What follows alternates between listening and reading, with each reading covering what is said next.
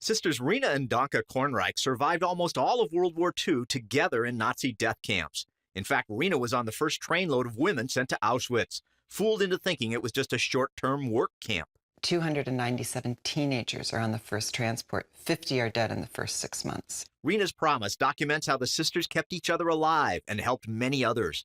A key part of their survival, refusing to dwell on the reality of the daily gassings and killings going on all around them. She does see the SS pour the Zyklon B into the gas chamber, and she's on a work detail where she can see that. She never goes on that work detail again.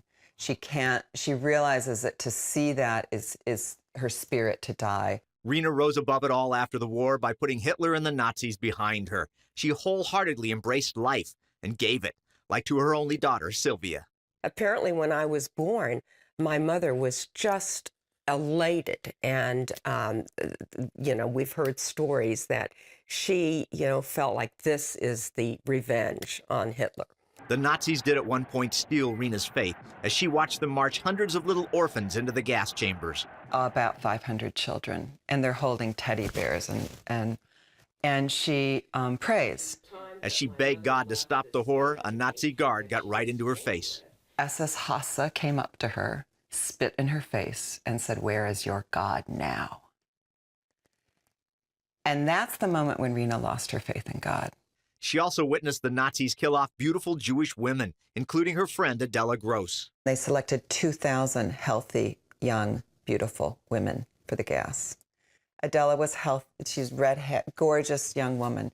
And Rena watched her go to the gas. It took decades, but Rena regained her faith as she saw thousands inspired by her book. And how the story is helping them to believe in survival, to believe in love, to believe in the strength of the human spirit. And she said, "There's only so much room in my heart, so I don't hate.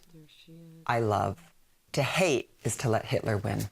Rena and Danka ended up in America and remained close for some 50 years before Rena passed away in 2006. Danka died 6 years later, but their story is now chronicled forever. When you hear 6 million Jews and 10 million people total, that's such a phenomenal figure that it's very hard to put that into the reality of what happened there. And by having all the individuals that we can now tell stories about, including my mother and my aunt, that makes it real. These stories and those of other survivors keep this tragic part of history alive in the hope that it will never be repeated. New generations can better learn about the Holocaust through a new app produced by these men called Sacred Ground. Recording studio owner John Keel says the app transports users to Berlin's Holocaust Memorial.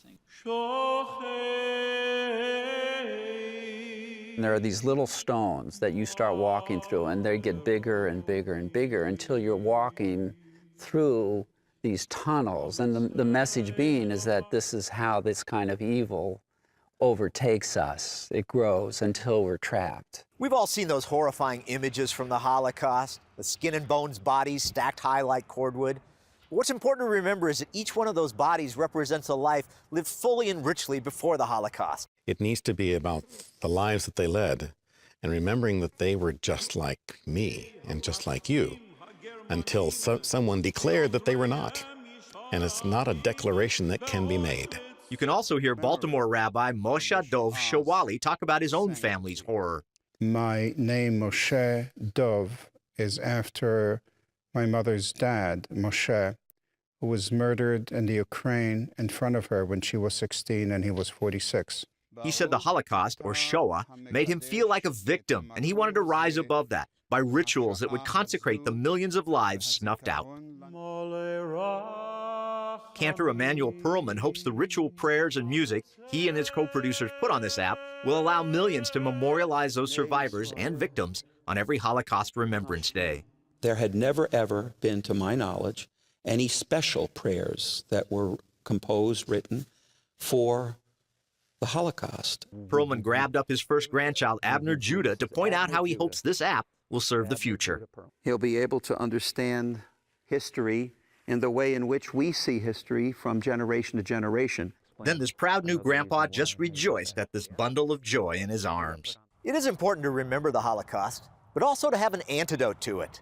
Living fully, giving life, celebrating all it has to offer. Paul Strand, CBN News, reporting from Baltimore.